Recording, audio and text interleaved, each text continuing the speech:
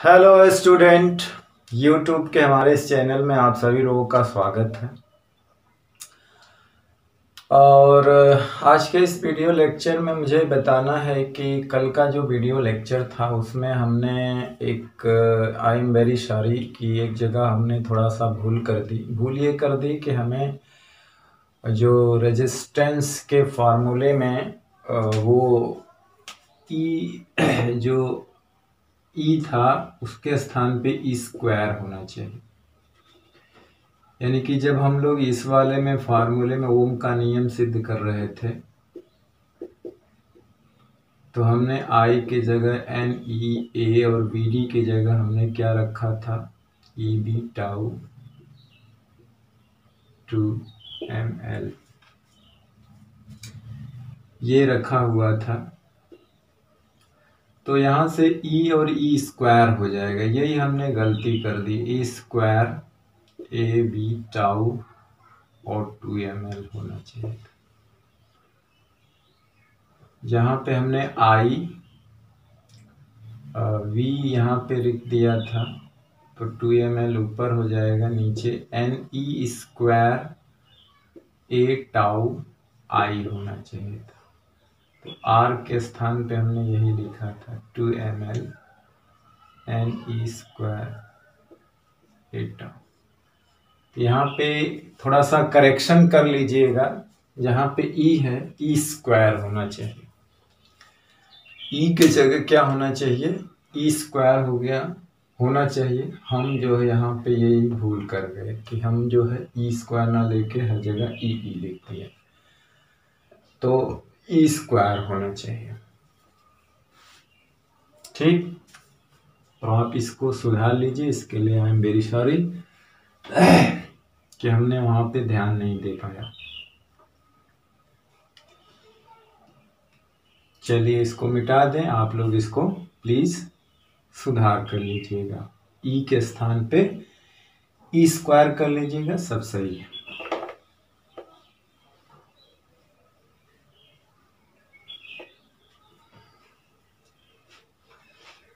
चलिए कुछ मिसिंग छोटे छोटे क्वेश्चन हैं, उसके हम आंसर देंगे। जैसे कि एक प्रश्न ये हो सकता है कि धारा घनत्व का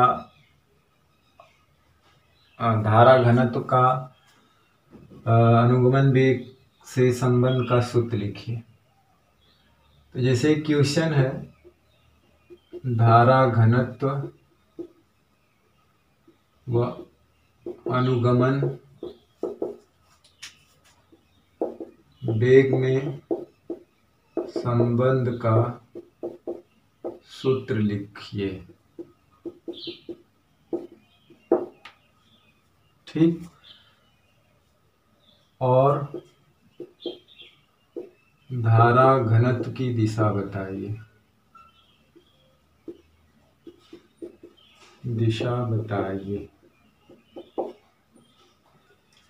तो देखिए धारा आंसर में क्या होगा हमारे कि धारा घनत्व तो हम जानते हैं कि J बराबर होता I/A,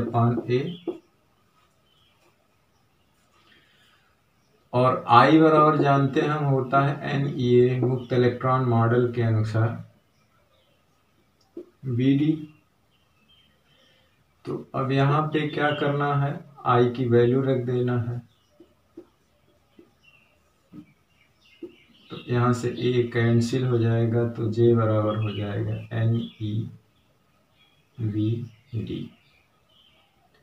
NEVD। ये धारा घनत्व और अनुगमन वेग में रिलेशन है, याद रखिएगा। ये न्यूमेरिकल के लिए है कि NEABD A कैंसिल हो जाएगा। धारा घनत्व सदिश राशि है, तो धारा घनत्व की दिशा हमने बताया था कि जो प्लेन है उसके लंबवत होती है, यानी कि धारा की दिशा जो होती है वही धारा घनत्व की दिशा का मतलब है कि धन आवेश चलने की दिशा ही करंट की दिशा होती। तो जो धारा घनत्व की दिशा होती है परिच्छेद क्षेत्रफल के लंबवत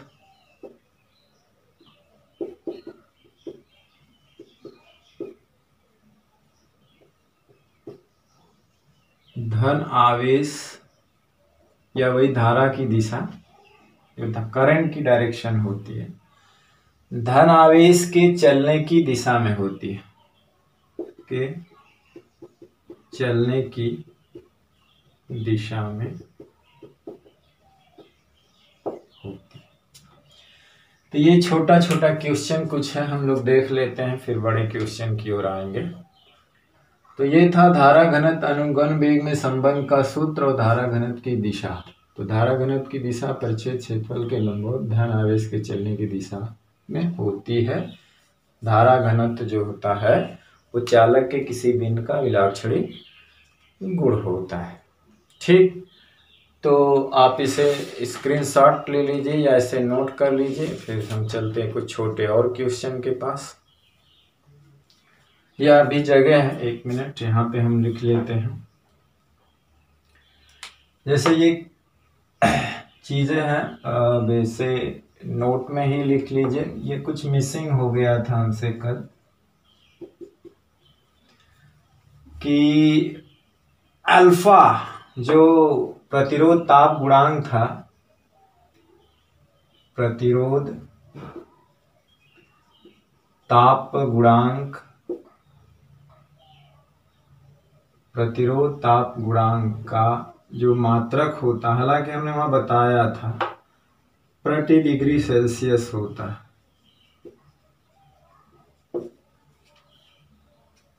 मतलब इसको हम लोग क्या कहते हैं, प्रतिरोध ताप गुणांक, मतलब इसको हम लोग अल्फा कहते हैं, और इसका मान 1/273 होता है।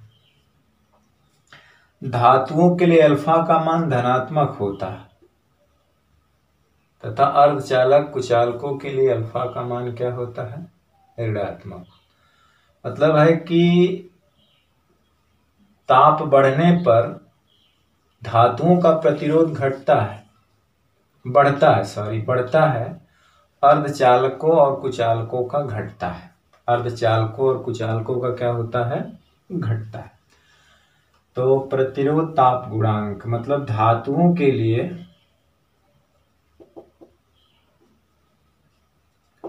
अल्फा का मान जो है धनात्मक तथा अर्धचालकों व कुचालकों के लिए अल्फा का मान ऋणात्मक होता है, ऋणात्मक होता है। यानी अर्धचालक और कुचालक का टेम्परेचर बढ़ाएंगे तो प्रतिरोध घटेगा, लेकिन धातुओं का क्या होता है, बढ़ता है प्रतिरोध ताप बढ़ाने पर, ताप के समानुपाती भी होता है। तो ये सारी चीजें थी, 2 चीजें थी, आप इसका स्क्रीनशॉट ले लीजिए। कुछ ये मिसिंग था तो लिख लीजिए इसको। अभी हम लोग प्रतिरोध के बारे में चर्चा कर लेते हैं कि प्रतिरोध क्या होता है, इसका मात्रक क्या होता है, डिफिनेशन क्या है। ठीक, बीमा क्या हो सकती है, पूछा जाता है अक्सर। तो चलिए इसका स्क्रीनशॉट ले लीजिए, मिटा दें। चलिए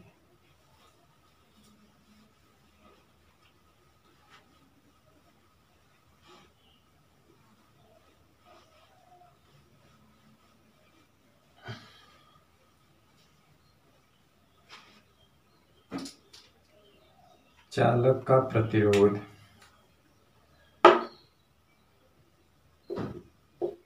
चालक का प्रतिरोध रेजिस्टेंस, रेजिस्टेंस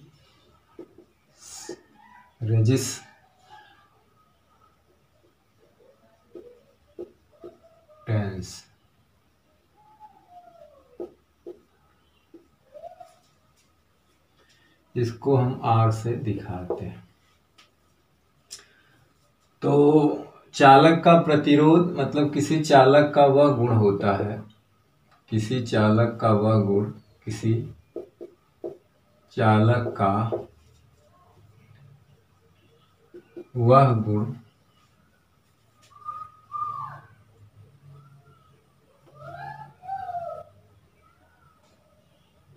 मतलब प्रतिरोध क्या है कि प्रतिरोध यहाँ पे लिखेंगे, सॉरी, प्रतिरोध किसी चालक का वह गुण होता है जो चालक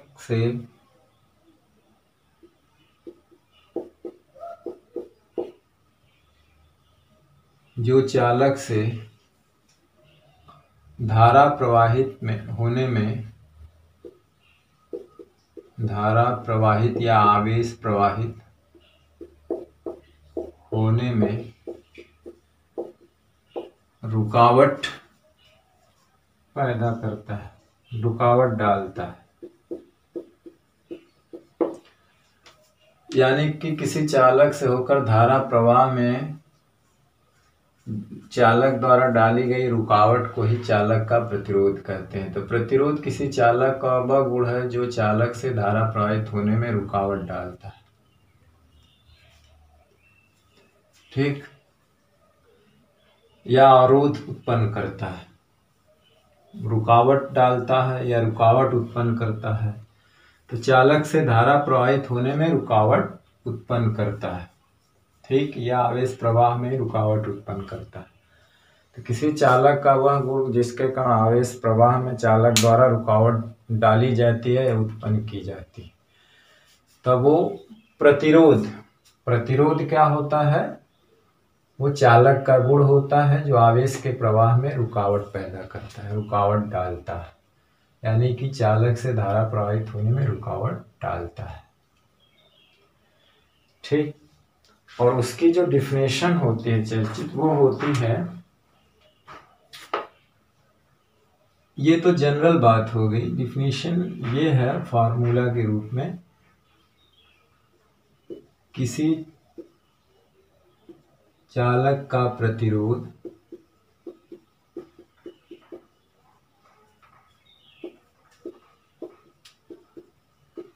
चालक के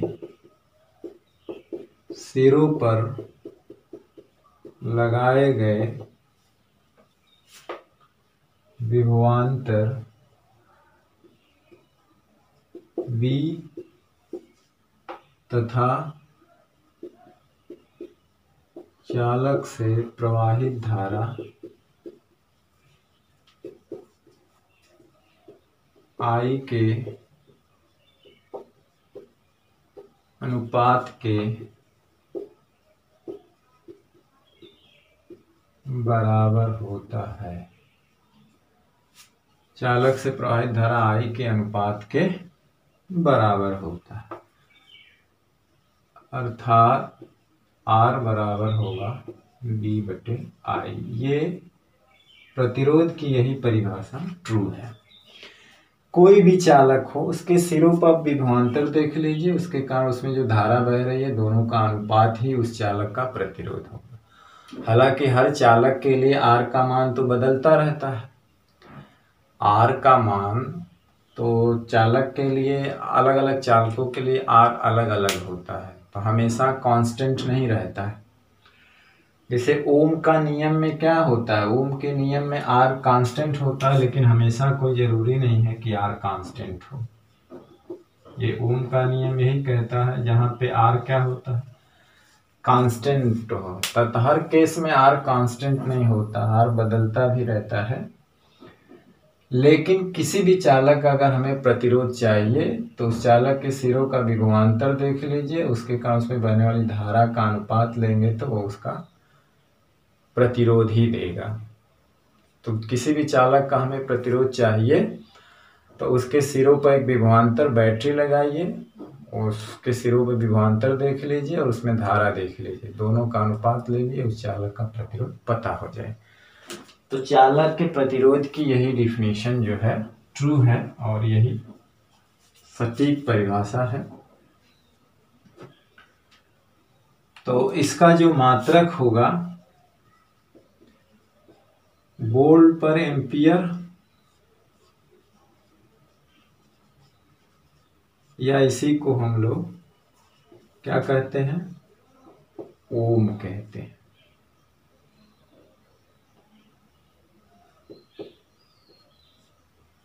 और इसी को हम लोग किससे प्रदर्शित करते हैं?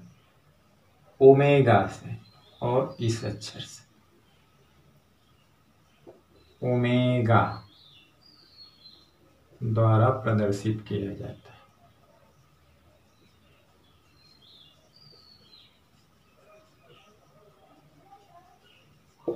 ठीक, ओम, इसी को ओमेगा कहते हैं, जिसको ओम कहते हैं। मात्रक वोल्ट पर एम्पियर या ओम्स होता है, साइमन ओम के नाम पे पड़ा है। और बीमा भी आर की हो सकती है, और वोल्ट की बीमा क्या होती है? आई की तो 80 होती है। एम्पियर है, एम्पियर आई का ए होता है, सीधी बात। रही बात वोल्ट की, तो वोल्ट होता है W/Q। W का होता है ml²T-2, ऊर्जा है, कार्य है, और इसका होता है AT। तो इसलिए उसकी हो जाएगी, ए ऊपर चला जाएगा, T3 हो जाएगा, ml²T-3 A इनवर्स, ये वोल्ट की होती है। तो ए ऊपर जाएगा तो ए डबल हो जाएगा, यानी कि आर की जो बीमा हो जाएगी वो ml²T-3 A -2, ये इसकी बीमा हो जाएगी। ठीक, यम है L², ये ऊपर जाएगा तो एक पावर जुड़ जाएगी, तो ml²T⁻³ A इनवर्स 2। ठीक, तो ये ओम होता है, ओमेगा द्वारा इसको प्रदर्शित किया जाता है।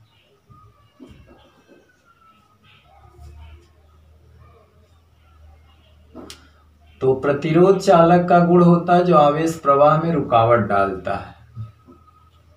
प्रतिरोध, जो किसी चालक का प्रतिरोध वो होता है जो धारा बहने में क्या डालता है? रुकावट, या आवेश के प्रवाह में रुकावट पैदा करता है, अवरोध उत्पन्न करता है। तो उसे हम लोग चालक का प्रतिरोध कहते हैं, रेजिस्टेंस। ठीक, तो ये था चालक का प्रतिरोध। किसी चालक का प्रतिरोध चालक के सिरों पर लगाए गए विभवांतर V तथा चालक से प्रवाहित धारा I के अनुपात के बराबर होता है, अर्थात R = V/I मात्रक। ये हालांकि बेसिक चीज़ें हैं जो कि आप लोग जो है पढ़ चुके हैं हाई स्कूल में। ठीक, तो चलिए जल्दी से इसका स्क्रीनशॉट ले लीजिए। हम जो है चालक के विशिष्ट प्रतिरोध की एक परिभाषा और बताते हैं। हालांकि हम एक परिभाषा बता दिया है मान करके, लेकिन एक परिभाषा और बताते हैं। ठीक, और उसके आधार पे विशिष्ट प्रतिरोध की वही वाली परिभाषा फिर आएगी, एक दूसरा तरीका। चलिए मिटा दें इसको। चलिए,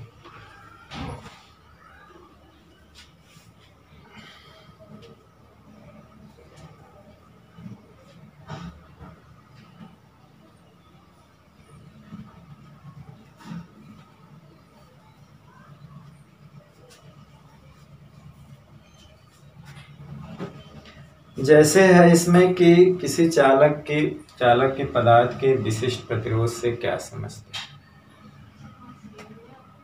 तो किसी चालक का विशिष्ट प्रतिरोध,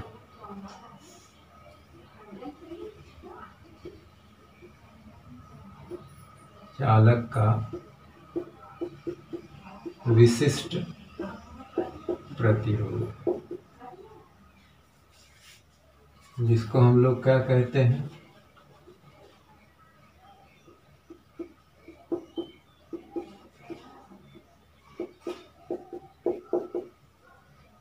रो से प्रदर्शित।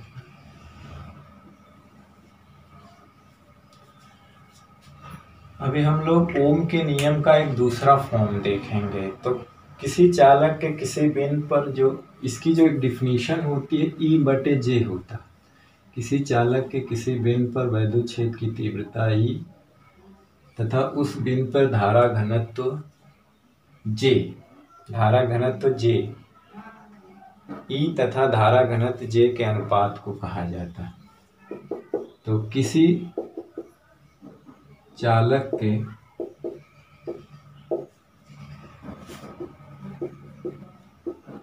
किसी बिंदु पर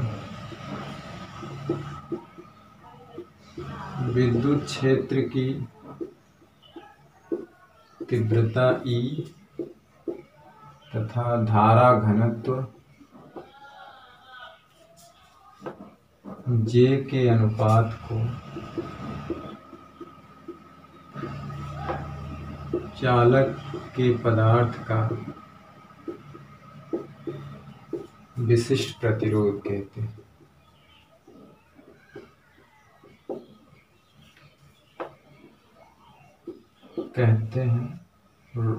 रो से प्रदर्शित करते हैं।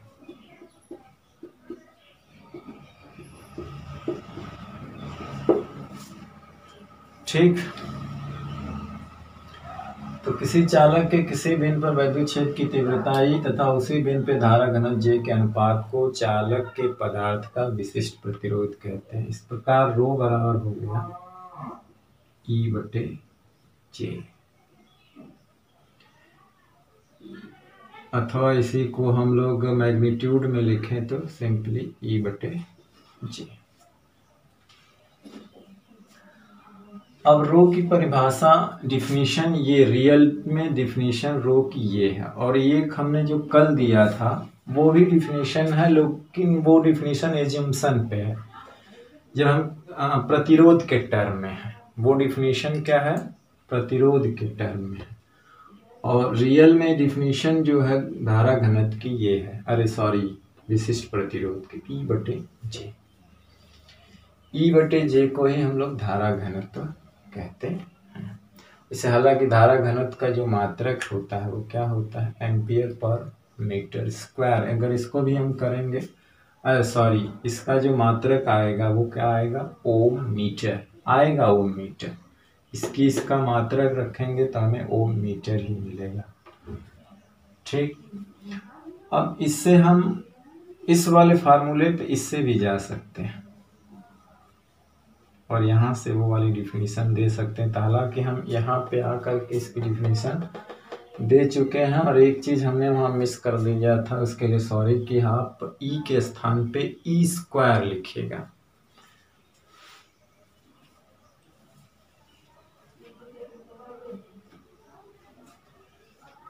तो यहाँ से हम उस वाले फार्मूले पे आ सकते हैं। यदि किसी चालक की लंबाई, हम मानेंगे कि यदि किसी चालक की लंबाई L परिच्छेद क्षेत्रफल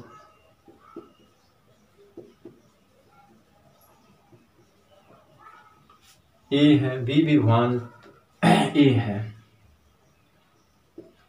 V विभवांतर पर यदि V विभवांतर पर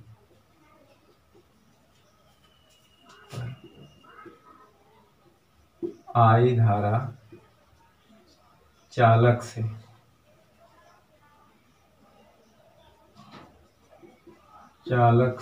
I धारा प्रवाहित हो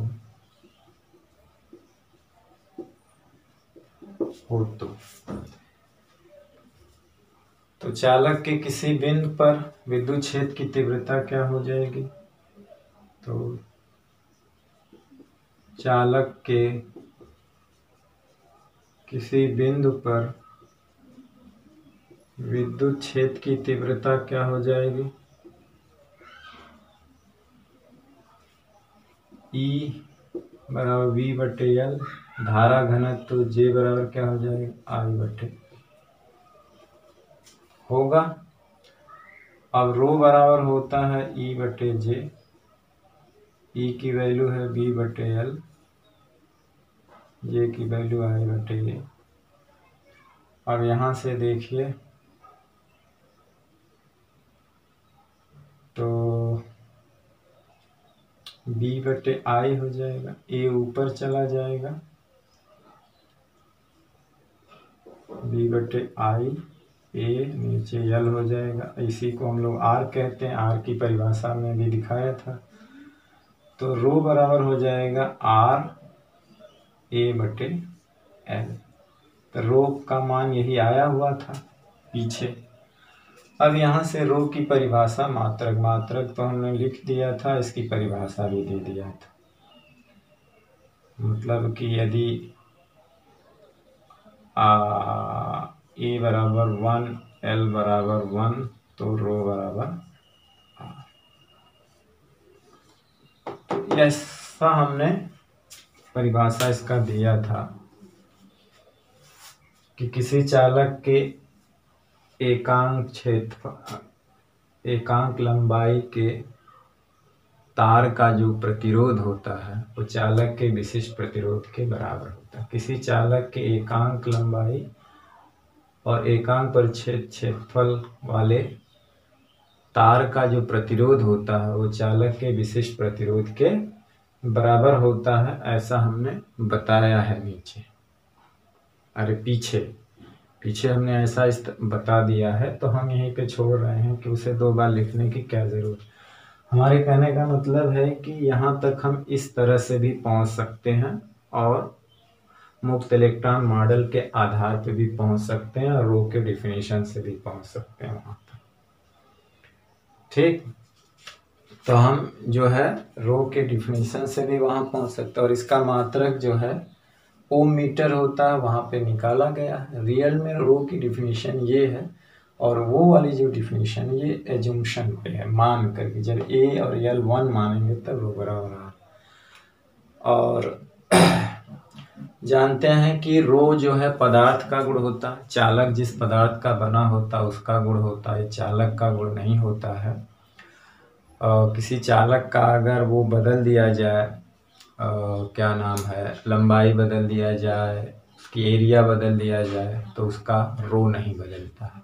मैंने बताया था कि रो चालक के पदार्थ का गुण होता है। जब तक पदार्थ नहीं बदला जाएगा तब तक रो नहीं बदला। हर पदार्थ का अलग अलग होता है, लेकिन किसी पदार्थ का फिक्स होता है, चाहे उसका एरिया, लंबाई कुछ भी हो। यल ए बदलने से क्या बदल जाता है? चालक का प्रतिरोध बदल जाता है। टेम्परेचर बदलने से क्या बदल जाता है? चालक का प्रतिरोध बदल जाता है। ठीक, तो अभी हम लोग जो है चालकता, विशेष चालकता, गतिशीलता क्या होती है, ये सारी चीज पढ़ेंगे। एक प्रश्न है, प्रश्न क्या है, हम लोग जो है ओम का नियम का दूसरा रूप पढ़ेंगे। इसका स्क्रीनशॉट ले लीजिए।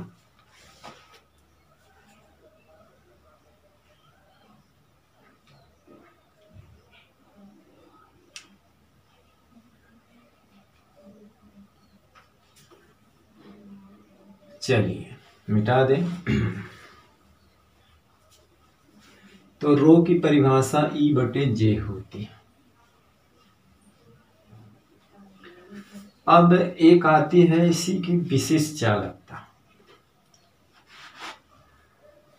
ओम का नियम का जो रियल रूप होता है वो है, मतलब ओम का नियम का दूसरा वेक्टर फॉर्म। अब तक हमने जो देखा था वो ओम के नियम का जो है अदिश फॉर्म था। ओम का नियम का वेक्टर फॉर्म, वेक्टर फॉर्म में ओम का नियम। तो पहले इसमें लिखेंगे चालक, किसी पदार्थ की विशिष्ट प्रतिरोध हमने देखा, उसको हम लोग प्रतिरोधकता भी कहते हैं। तो हम लोग विशिष्ट चालकता, किसी चालक की विशिष्ट चालकता, चालक की विशिष्ट चालकता, चालक की, सॉरी इसके पहले एक प्रश्न है उसे कर लिया जाए।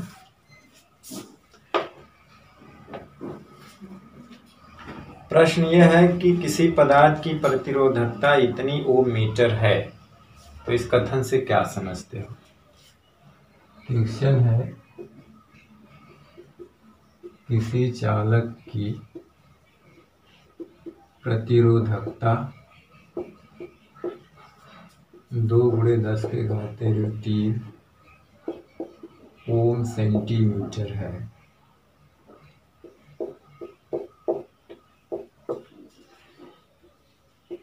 इस कथन से क्या समझते हो?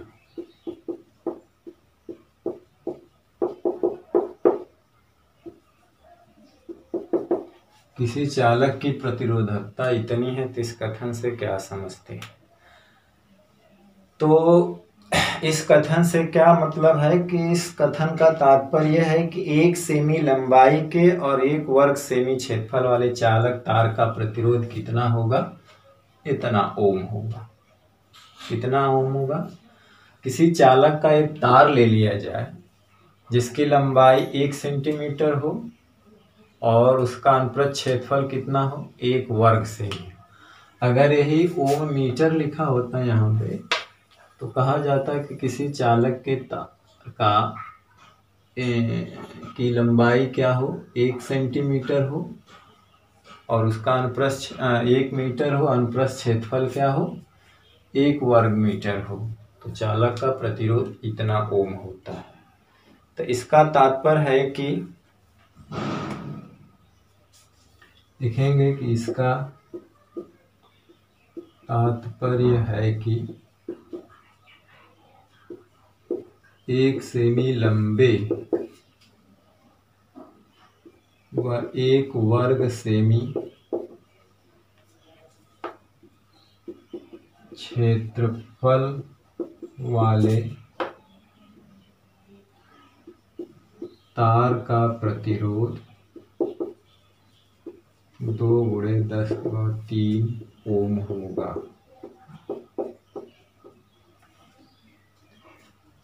ठीक। चालक तार का, चाहे तो यहाँ लिख दो तार का या वाले चालक तार का,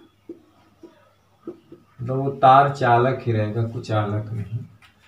इसका तात्पर्य है कि 1 सेमी लंबे व 1 वर्ग सेमी क्षेत्रफल वाले चालक तार का प्रतिरोध इतना होगा। कभी कभी प्रश्न आ जाता है कि ये लिखा है तो इसका क्या मतलब है? जानते हैं कि ओम सेंटीमीटर या ओम मीटर किसका मात्रक होता है? विशिष्ट प्रतिरोध का। तो ये इसका मतलब है कि विशिष्ट प्रतिरोध की जो डिफिनीशन हम लोग एजम्पशन से दिया था उसमें चालक से बने तार की लंबाई 1 मीटर या 1 सेमी और उसकी अनुप्रस्थ क्षेत्रफल 1 वर्ग सेमी या 1 वर्ग मीटर लिए थे। तो ये प्रश्न था, पूछता है परीक्षा में, इम्पोर्टेंट क्वेश्चन था। ठीक, तो अब हम लोग उसी में लिख लेते हैं चालक की विशिष्ट चालकता। चालक की विशिष्ट चालकता,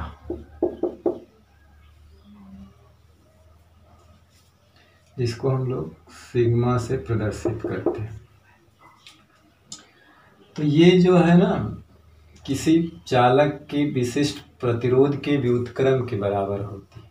किसी चालक के विशिष्ट प्रतिरोध का उल्टा होता है। चालकता जो होती है वो प्रतिरोधकता का उल्टा होता है। तो किसी चालक के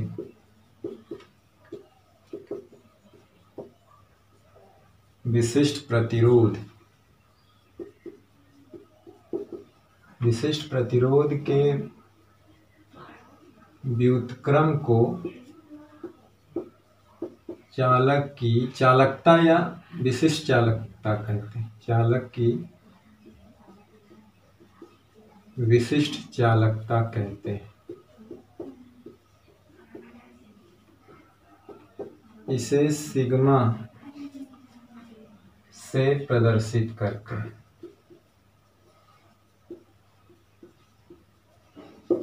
ठीक, किसे प्रदर्शित करते हैं? इसे सिग्मा से प्रदर्शित करते हैं। ठीक, सिग्मा से प्रदर्शित करते हैं। इसका मतलब हुआ कि सिग्मा बराबर जो हो गया 1/ρ,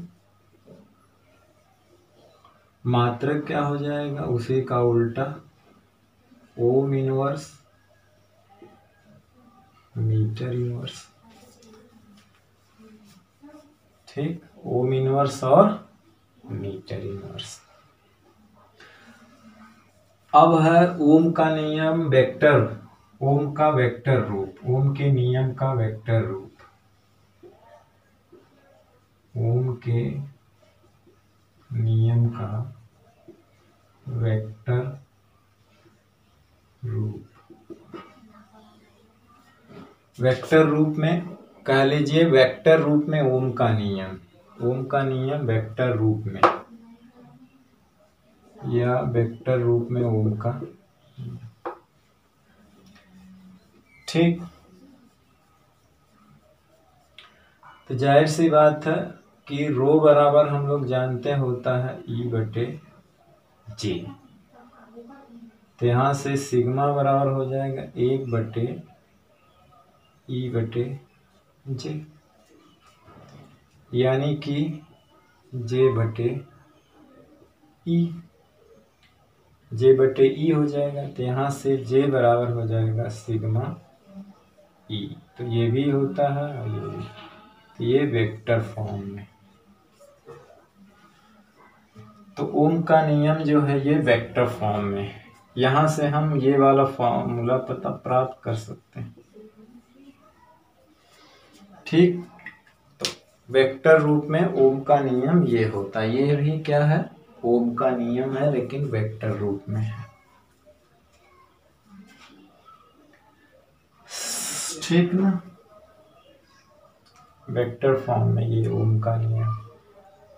यहाँ पे जे रो ई की वैल्यू रखेंगे तो वी और आई आर आ सकता है।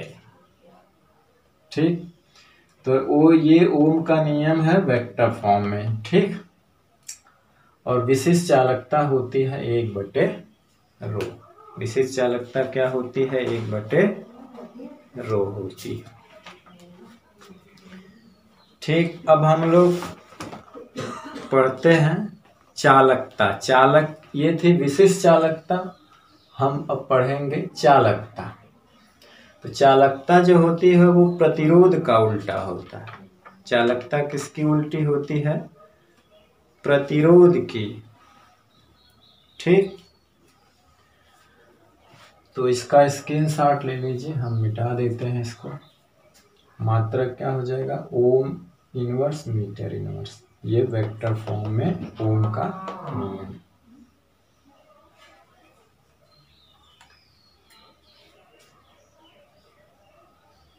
चलिए, ठीक,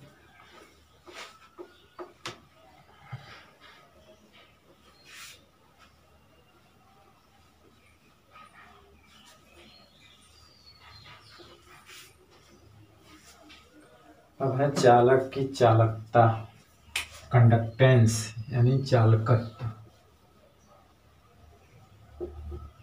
चालक की चालकता,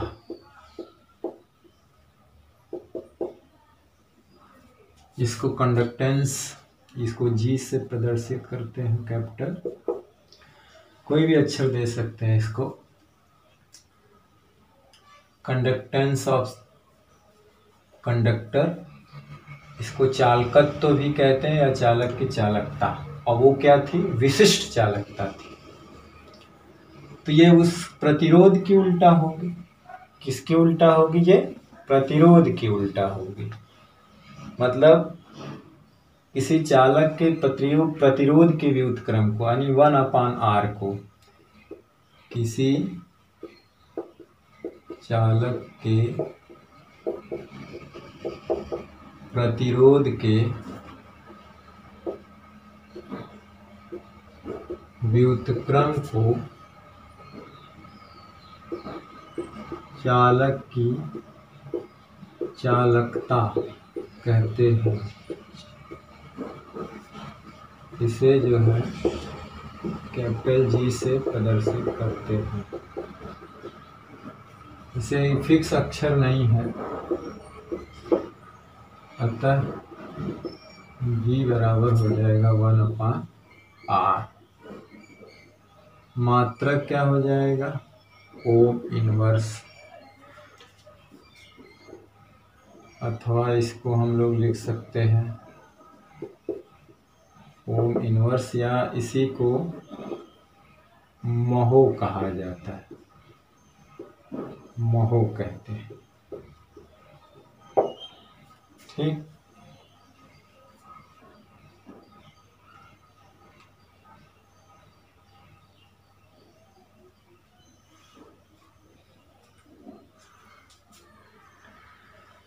तो ये जो है महो होता है या ओम इनवर्स होता है। ठीक, और इसकी बीमा उमा तो इसी का उल्टा इनवर्स होगा, सब निकाल सकते हैं। ठीक है,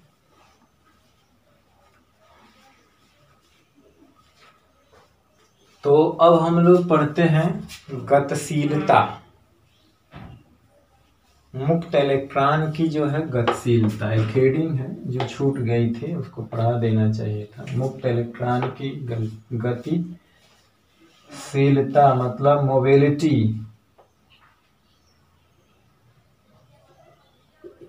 मुक्त इलेक्ट्रॉन की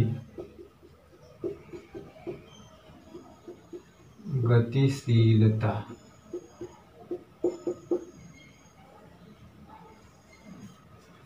एक मिनट, यहाँ पे जो है आर, इसकी वैल्यू आप निकाल सकते हैं।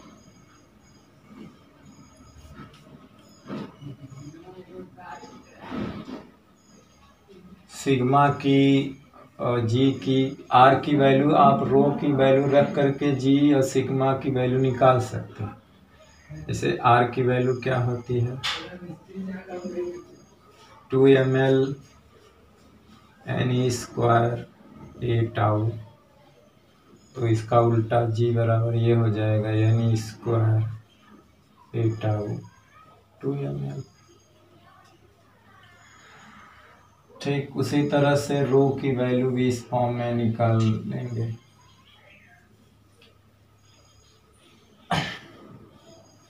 यहाँ से यल, ये पूरा रो होता है, रो बराबर क्या आएगा 2m n² टाउ, ये आता है। तो ये सारी चीजें याद रखना है, सवाल वाल लगाने में फार्मूला याद हो। तो मुक्त इलेक्ट्रॉन की गतिशीलता जो होती है वो मुक्त इलेक्ट्रॉन के अनुगमन वेग तथा किसी चालक के अंदर जो है विद्युत क्षेत्र की तीव्रता E के अनुपात को कहा जाता है। यानी कि मुक्त इलेक्ट्रॉन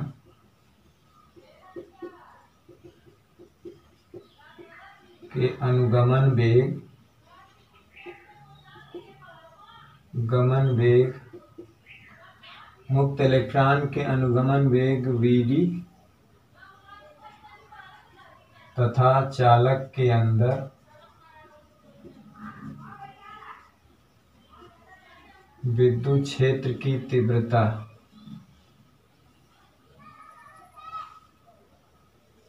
E के अनुपात को मुक्त इलेक्ट्रॉन की गतिशीलता कहते हैं। मुक्त इलेक्ट्रॉन की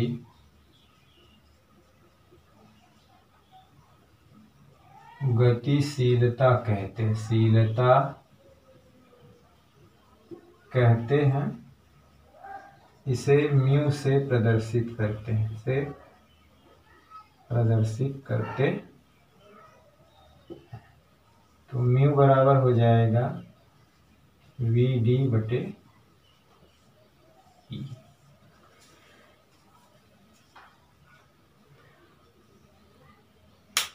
ठीक, इसका मात्रक हो जाएगा कूलाम सेकेंड प्रति किग्रा। इसका मात्रक क्या होता है, मात्रक होता है कूलाम सेकेंड बटे किलोग्राम। Coulomb second kilogram.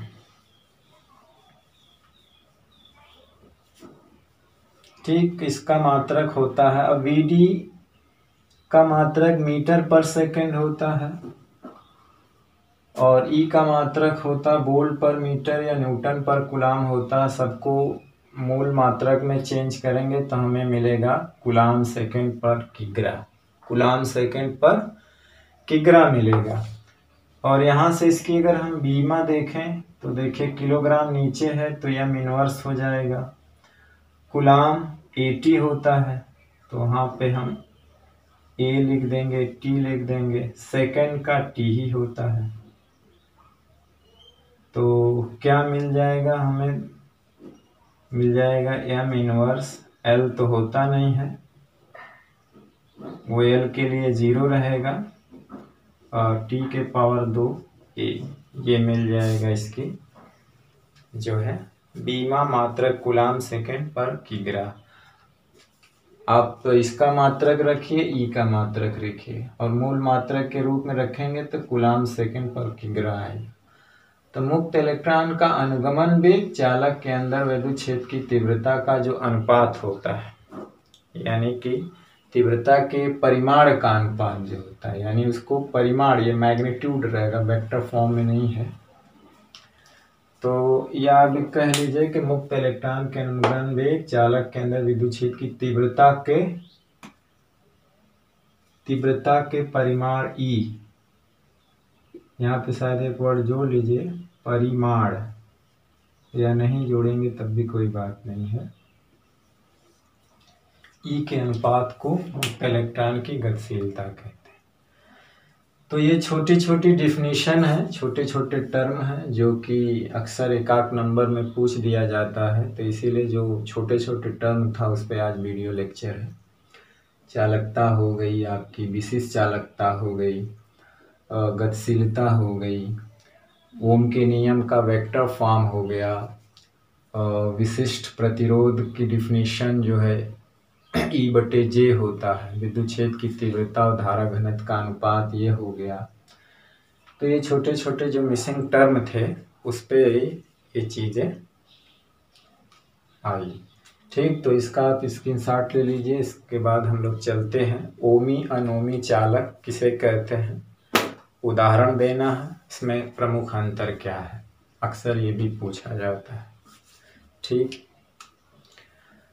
तो लगभग ये वाला पोर्शन अब खत्म होगा, इसका रह जाएगा न्यूमेरिकल। तो हम लोग अगले वीडियो लेक्चर में इसका न्यूमेरिकल देखेंगे या कुछ छूटा हुआ टर्म देखेंगे, यानी खास करके न्यूमेरिकल इसका। ठीक, फिर इसके बाद हमारा जो है प्रतिरोधों का संयोजन जुड़ेगा। अब असल में जो न्यूमेरिकली पोर्शन जो है वो आएगा सरल परिपथ, इम्पोर्टेंट चैप्टर है, उसी में आता है किरचॉफ्स के दोनों लॉ आएंगे, प्रथम द्वितीय, व्हीटस्टोन ब्रिज, मीटर सेतु, विभव प्रवणता, ये सारे इम्पोर्टेंट क्वेश्चन इसी में हैं।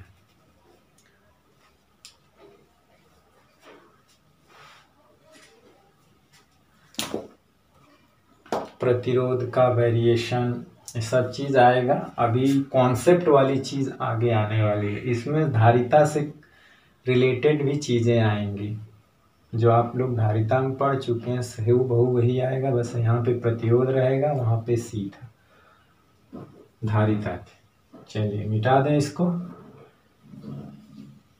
चलिए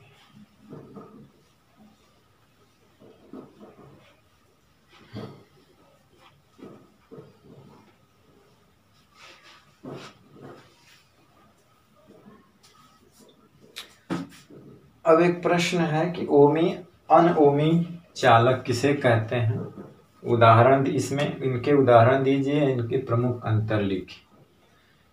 क्वेश्चन है कि ओमी तथा अनओमी चालक किसे कहते हैं, इनके उदाहरण दीजिए। उदाहरण 2 और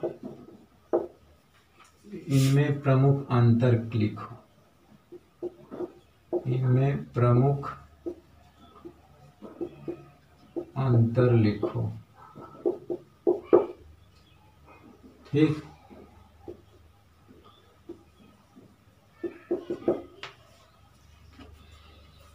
ओमी तथा अनओमी चालक किसे कहते हैं, इनके उदाहरण दो और इनमें प्रमुख अंतर लिखो। तो देखिए, ओमी चालक वो होते हैं, वे चालक या वे पदार्थ जो ओम के नियम का पालन करते हैं, ओमी चालक कहलाते हैं या ओमी पदार्थ कहलाते हैं।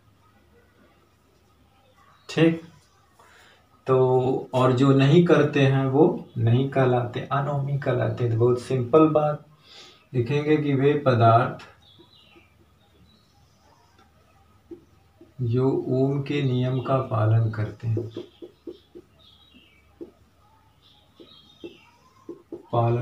मतलब जिनमें बी प्रोपोर्शनल आई होता है, ओमी चालक कहलाते हैं,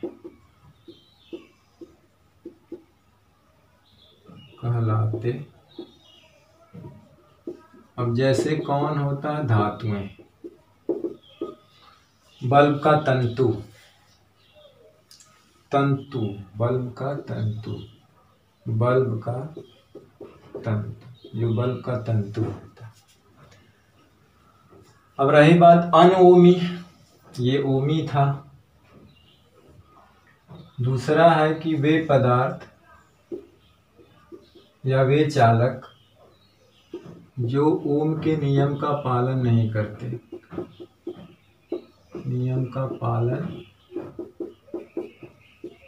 करते, मतलब जिनमें बी प्रोपोर्शनल आई नहीं होता, जिसमें विभवांतर के साथ प्रतिरोध बदल जाता है, जिनमें विभवांतर के साथ जिन पदार्थ का प्रतिरोध बदल जाता है, वो ओम के नियम का पालन नहीं करते, अनओमी चालक कहलाते हैं। ओमीय चालक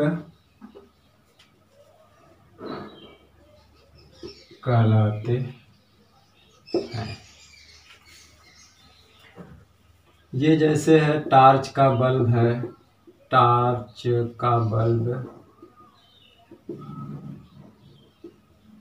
ट्रायोड बाल्ब, डायोड बाल्ब होता है। ट्रायोड बाल्ब जो होते हैं, ये ओम के नियम का पालन नहीं करते, मतलब ये इनमें करंट जब जाती है तो वो प्रोपोर्शनल वी के नहीं होती, ठीक ना, वी प्रोपोर्शनल आई नहीं होता इनके लिए। तो इसीलिए ये जो है, जिस टार्च का जो बल्ब का फिलामेंट होता है, या ट्रायोड बाल्ब जो होते हैं, डायोड बाल्ब जो होते हैं, ये वाल्व इसलिए होता है कि इसमें करंट एक ही डायरेक्शन में बहती। इनमें बी और आई में जब ग्राफ खींचा गया तो ये सरल रेखा में नहीं आई थी, ये वक्राकार रेखा में आए थे, तो इसीलिए ये ओम के नियम का पालन नहीं करते हैं। ठीक, अब ये तो ओमी अनोमी क्या था वो पता हो गया, अब इनमें अंतर देखा जाए।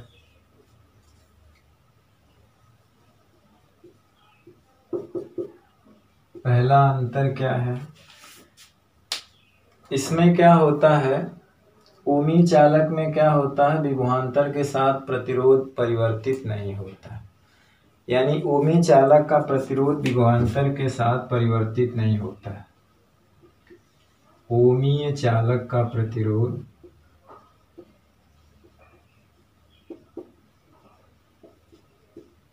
विभवांतर के साथ परिवर्तित नहीं होता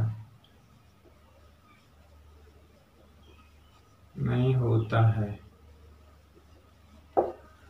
यानी विभवांतर के साथ ऐसा नहीं है कि इसका प्रतिरोध बदल जाए, मतलब अपरिवर्तित रहता है। ठीक, और इसका प्रतिरोध जो होता है R बराबर B/I होता है, ये उसकी डिफिनीशन अभी हमने दिया था। यानी कि ये इसके प्रतिरोध को स्थैतिक प्रतिरोध कहते हैं, यानी कि प्रतिरोध के नियत रहने के कारण इसीलिए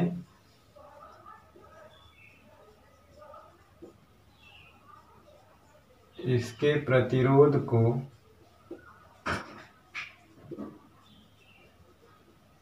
स्थैतिक प्रतिरोध कहते हैं।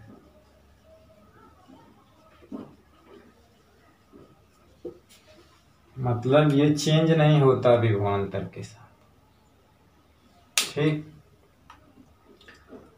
जबकि अनओमी चालक का प्रतिरोध विभवांतर के साथ परिवर्तित हो जाता है। इसे हम लिखेंगे कि जबकि अनओमी चालक का प्रतिरोध विभवांतर के साथ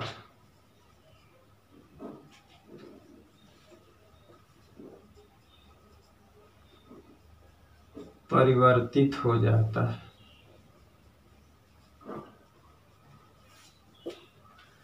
ठीक, बदल जाता है। इसीलिए इसके प्रतिरोध को गत्यात्मक प्रतिरोध कहते हैं। इसीलिए इसके प्रतिरोध को गत्यात्मक प्रतिरोध कहते हैं।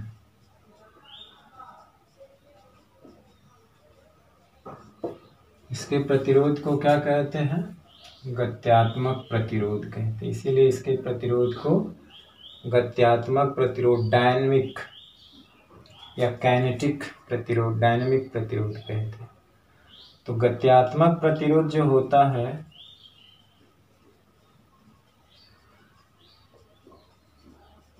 वो डेल्टा V के साथ डेल्टा I ओम। मतलब ये हुआ कि डेल्टा V विभवांतर में परिवर्तन, I धारा में संगत परिवर्तन,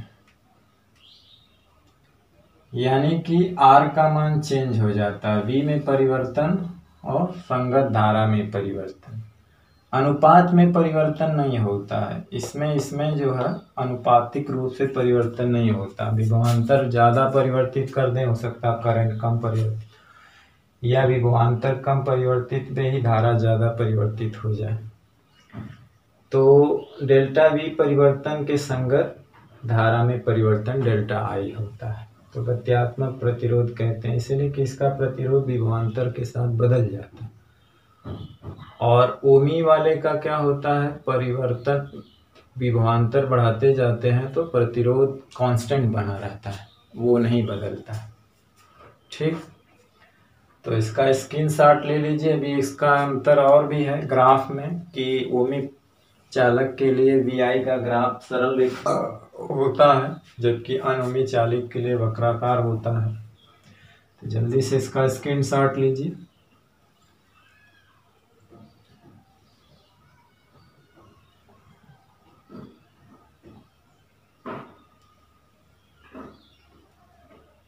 चलिए मिटा दें।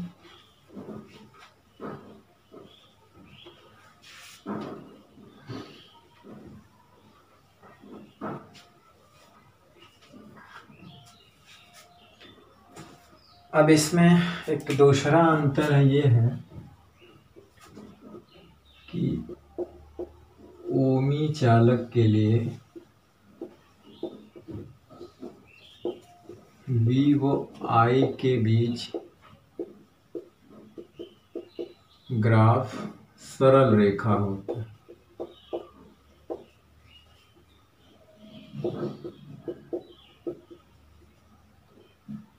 जबकि अनओमीय चालक के लिए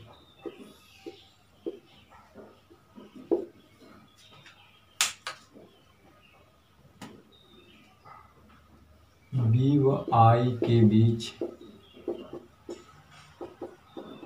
ग्राफ वक्राकार होता है। क्या होता है? वक्राकार होता है।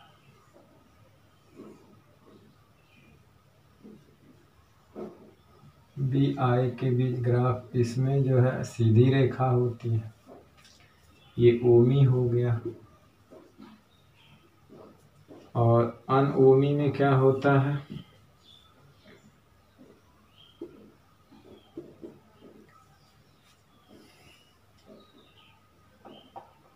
पे क्या होता है, एक वक्राकार रेखा होता है ऐसा।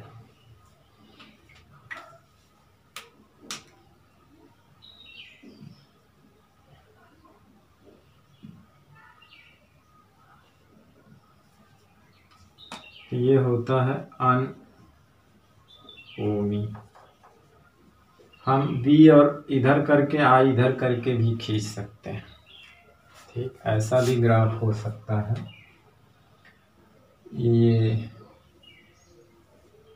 आई इधर है, स्वतंत्र है, स्वतंत्र इधर रखा जाता है तो भी सीधी रेखा आएगी।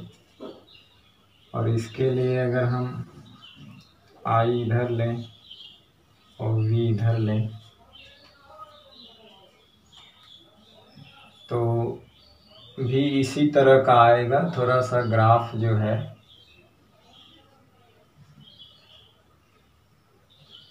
ऐसे हो जाएगा।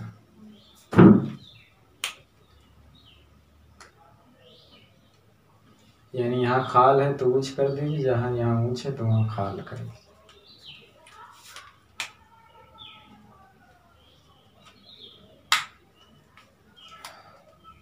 वी आई के ग्राफ के लिए ही आर मिलता है यहाँ पे डेल्टा वी बटे डेल्टा आई। यहाँ पे आर बराबर वी बटे आई है इस ग्राफ के लिए। और इसके लिए तो 1/r हो जाएगा, जिसको हम लोग ट्रांसकंडक्टेंस अन्योन चालकता कहा जाता है। तो ये जो है ओमी अनोमी चालक हो गया। और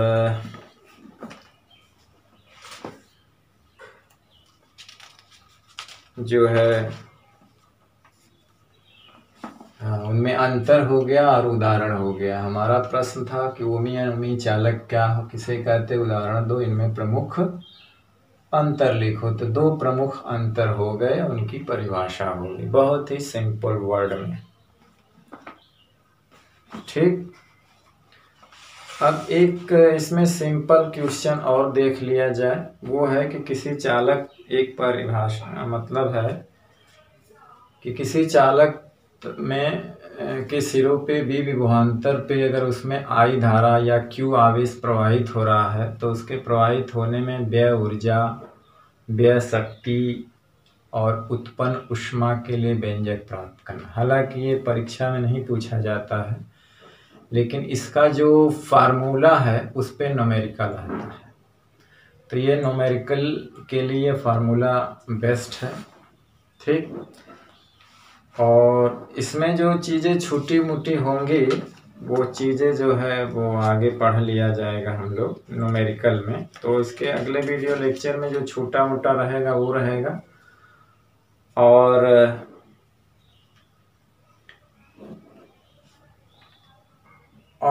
प्लस न्यूमेरिकल किया जाएगा।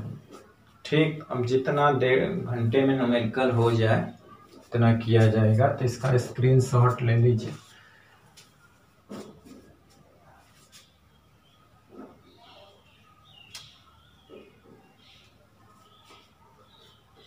चलिए मिटा दिया जाए।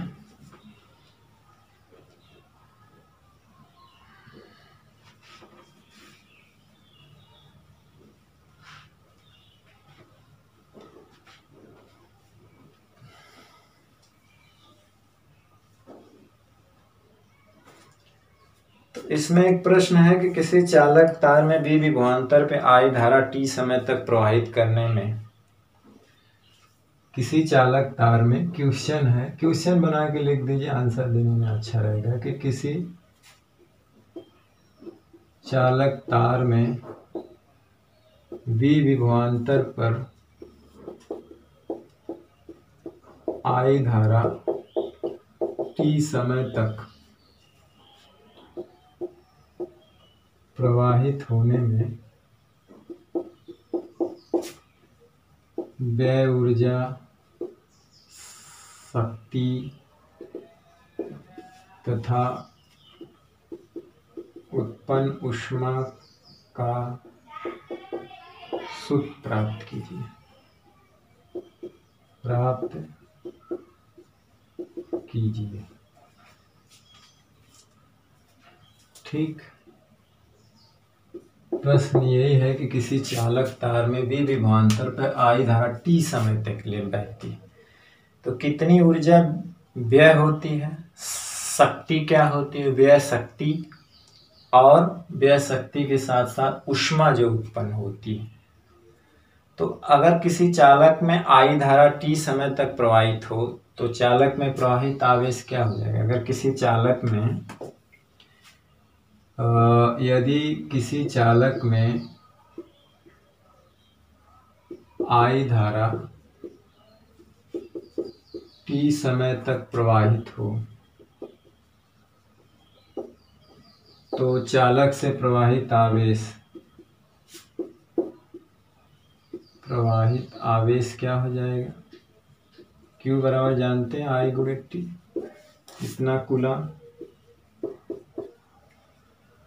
अगर किसी चालक से I धारा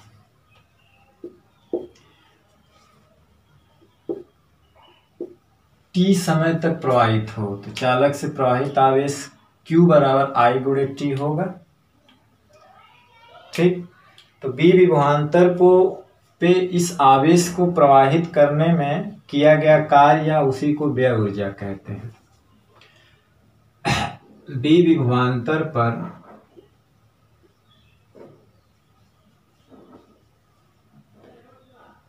Q आवेश को प्रवाहित करने में किया गया कार्य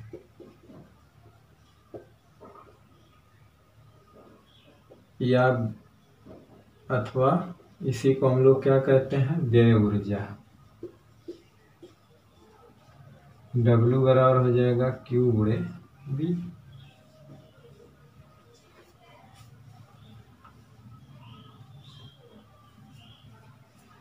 अब Q के जगह फार्मूला रख दीजिए तो क्या हो जाएगा, I गुणे T गुणे V।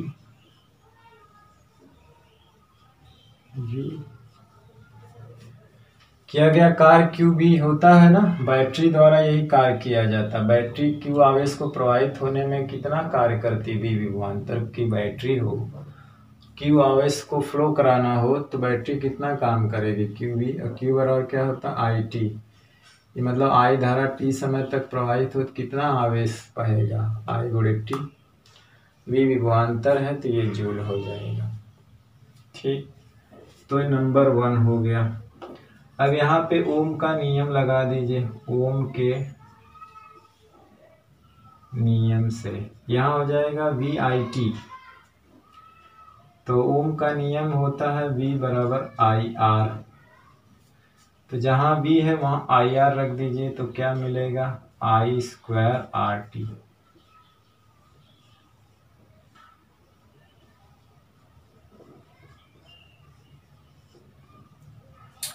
पुनः ओम के नियम से R बराबर जो होता है V बटे I होता है। तो T के I को यहाँ पे चेंज कर दीजिए, पुनः I बराबर क्या हो जाएगा, V बटे R।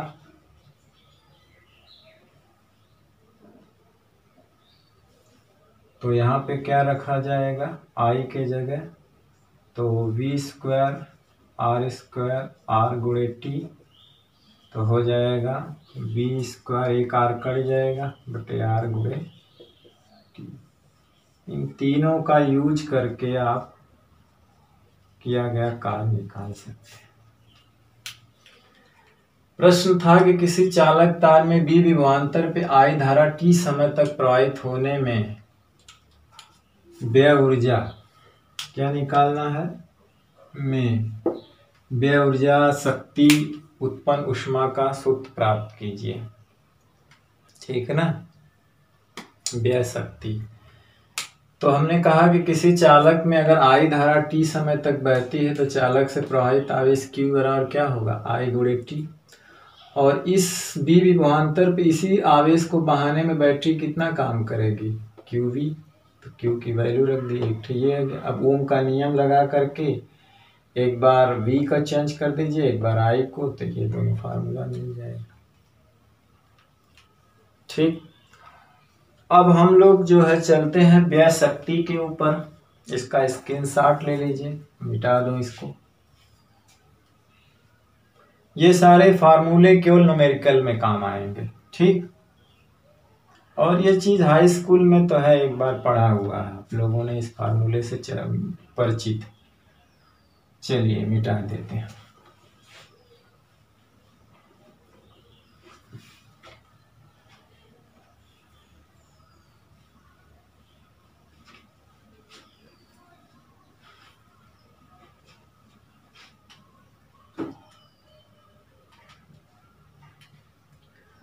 अब व्यय शक्ति क्या होगी? E बराबर W/T होता है। अब शक्ति की परिभाषा जानते हैं, कार्य करने की क्षमता को, कार्य करने की दर को क्या कहा जाता है? शक्ति कहा जाता है ना। शक्ति बराबर होता है W/T। कोई काम किस दर से किया जा रहा है वो शक्ति है। कोई व्यक्ति है जो जब कोई काम कम समय में कर रहा है, मतलब उसकी शक्ति ज्यादा है, और उसी काम को कोई करने में ज्यादा समय ले रहा है, इसका मतलब उसकी शक्ति कम है।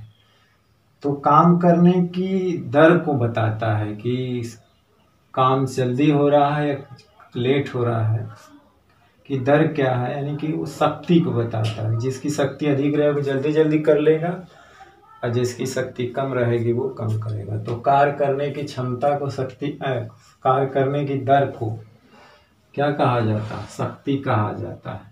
मतलब किया गया कार्य और समय के अनुपात को कहा। तो इस आधार पे तीनों फार्मूले मिलेंगे, टी कट जाएगा। पहला क्या था? बी गुणे आई गुणे टी, तो टी से टी कैंसिल, तो P बराबर मिलेगा V गुणे आई वाट। इसका मात्रक क्या होता है? वाट। दूसरे केस में क्या मिलेगा? I square R, T cancel हो जाएगा, वाट। शक्ति का मात्रक क्या होता है? वाट। तीसरे केस में V स्क्वायर बटे R, वाट। शक्ति का मात्रक वाट। कार्य करने की दर को शक्ति कहते हैं।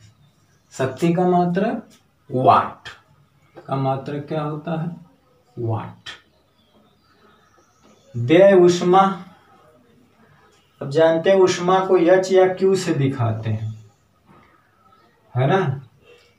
W बराबर क्या होता है? J Q, या इसी को हम लोग कहते हैं W बराबर J H। जूल ने ऊष्मा को कार्य में या कार्य को ऊष्मा में बदलने के लिए एक फार्मूला दिया था, जहां पे J क्या होता है? एक परिवर्तन गुणांक, ऊष्मा नियतांक है, इस तरह से कह लीजिए। तो J बराबर हो जाता था W बटे Q, इसका मात्रक था जूल पर कैलोरी।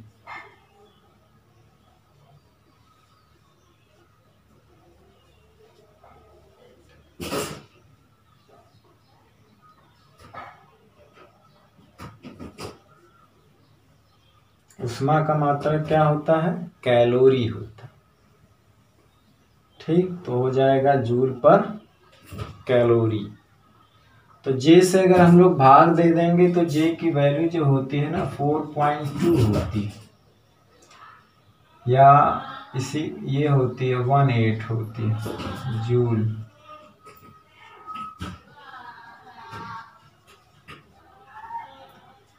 इसीलिए अब क्या है, W में Q से भाग दे।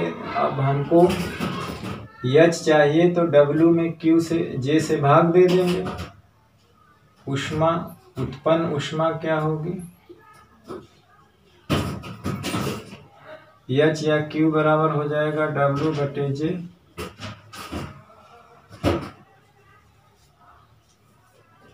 ठीक, इस आधार पे जे से सब में भाग दे दीजिए। उसमें आएगा v गुणे आई गुणे टी बटे जे।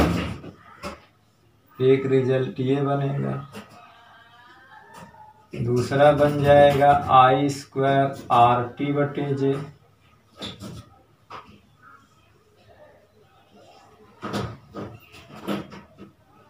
ठीक दिख रहा है।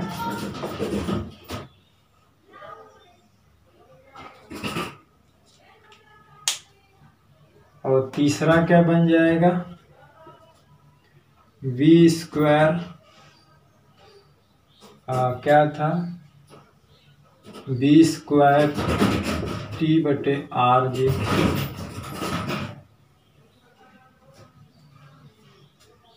ठीक, ये तीसरा बन जाएगा।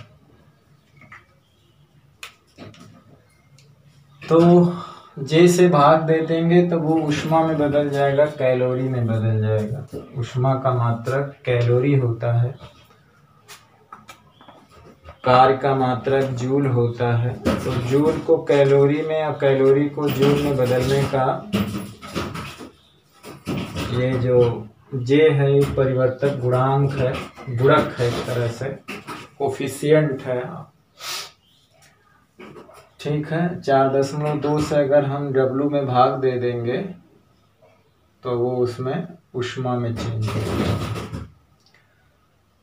तो ये कैलोरी में हो गया। एमकेएस में किलो कैलोरी होता है। अगर इसकी वैल्यू एमकेएस में लिया जाए तो जूल बटे किलो कैलोरी होगा। कैलोरी हालांकि सीजीएस पद्धति में मात्रक है ऊष्मा का।